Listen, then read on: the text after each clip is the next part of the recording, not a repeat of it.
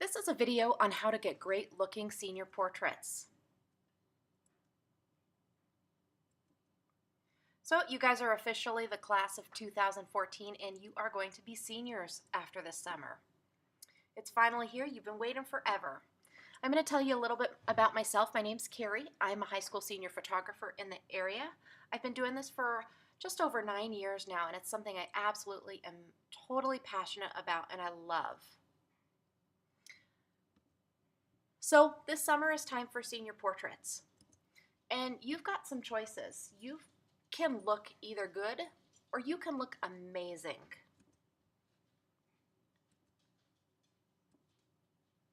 I'm going to give you some tips on great senior portraits no matter who you use.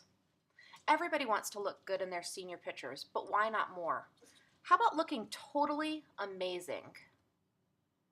Here are some great free tips to make you look amazing.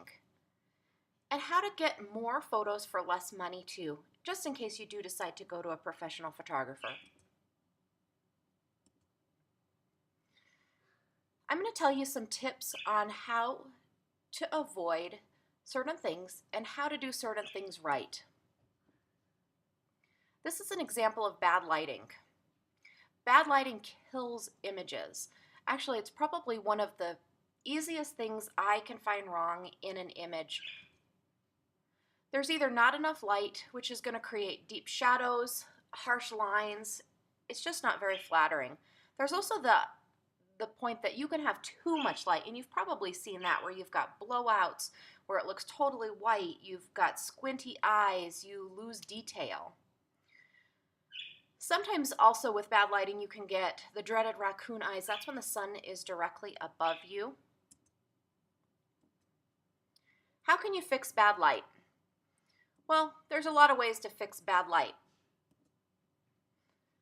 The one thing is you cannot fix bad light after you take the photo. You really need to prevent it first.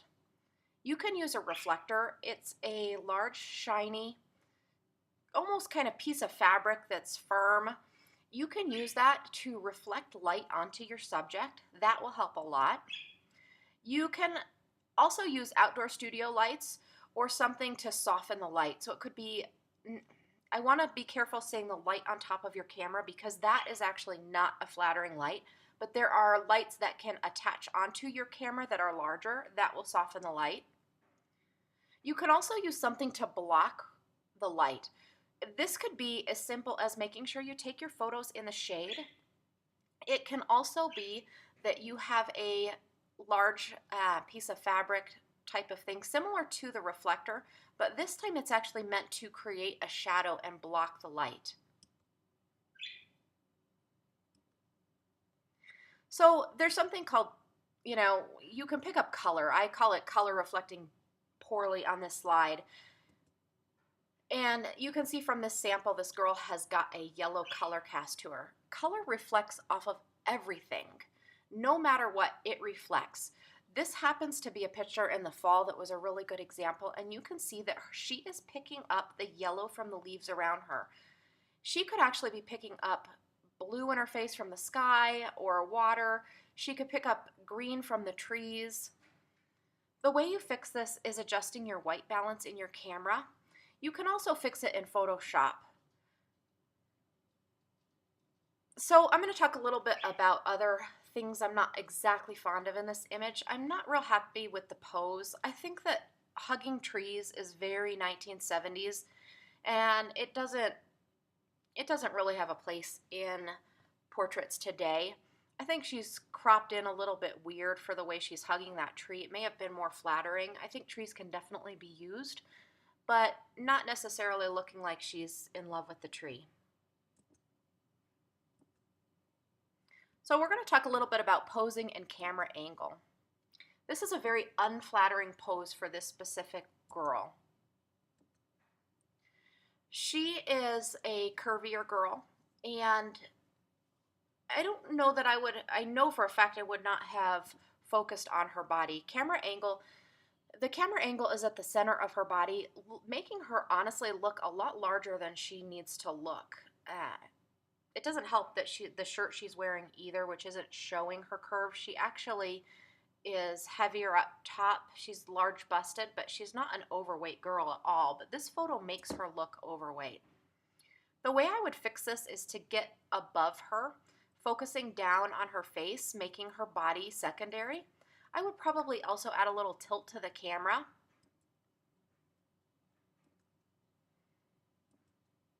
So, how do you find the right photographer? This is kind of a funny example I found of a mom taking her daughter's pictures. So you've got a lot of options. You can go to a pro studio, a semi-pro studio, which means they're kind of getting into the business, but they're maybe not working full time. You've got hobby photographers who it's just something they love to do, or you can also do a parent or a friend. If you want professional images, you need to know what to ask. So I'm going to tell you a little bit about what to ask a professional studio. I would ask the following questions, and I think these are really important.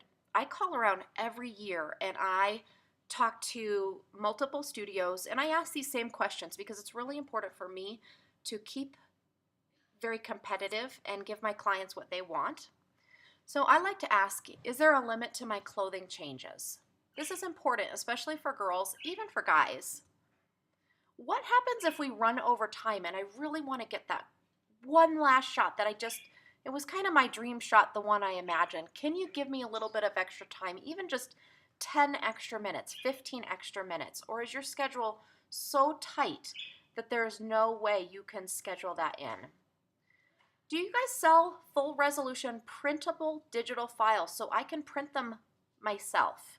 And if you do, how much are they? Also, how many different locations am I able to go to? And a big one, how much will this realistically cost? A lot of studios, especially the guys that advertise a ton, they're going to tell you, hey, you can get in here for, let's just say $350. What you don't realize is that is for your yearbook photo, or that is for one or two photos, and that's not really what you want. And then you get in there and you find out you love your photos, they're gorgeous, and you find out it's going to be $2,000 to get what you want. I think you need to find out realistically with what you want, what is it going to cost you?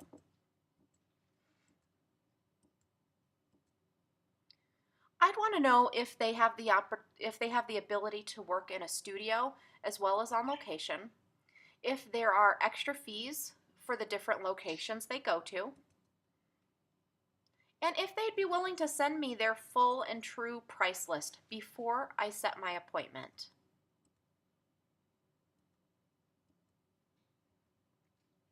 I'd want to know if they do artwork on any files. If you can look to the right, that image has been kind of grunged up. It's made to look more like a magazine cover than a traditional photo. That is what I would consider artwork.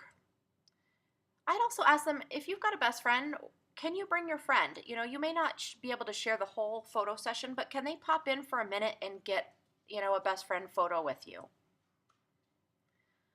I'd also ask, how many sessions do you shoot in a day and how many seniors do you work with in a year? And the answer to this can mean a lot of different things.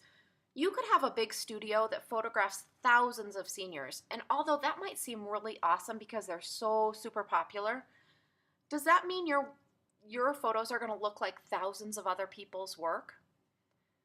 Probably. Photographers tend to have a style, and you can tell who goes to them. It doesn't mean that somebody else is not better. Somebody who sees maybe 100 seniors in a summer is not better. Now, somebody who maybe photographs only 10 because it's their hobby, they may not have the full range of creativity that you're looking for. So, think about it either way. I think it's important to have a photographer that can really get to know you, give you the time you need, and really bring out your personality in a photo session.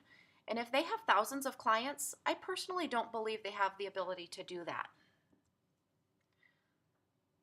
Back to time and how much time they're going to spend with you. How much time are they going to spend photographing you? As well as getting to know you. I touched on this before. Don't get caught up in popular. Popular does not mean better, and that goes across the board in everything.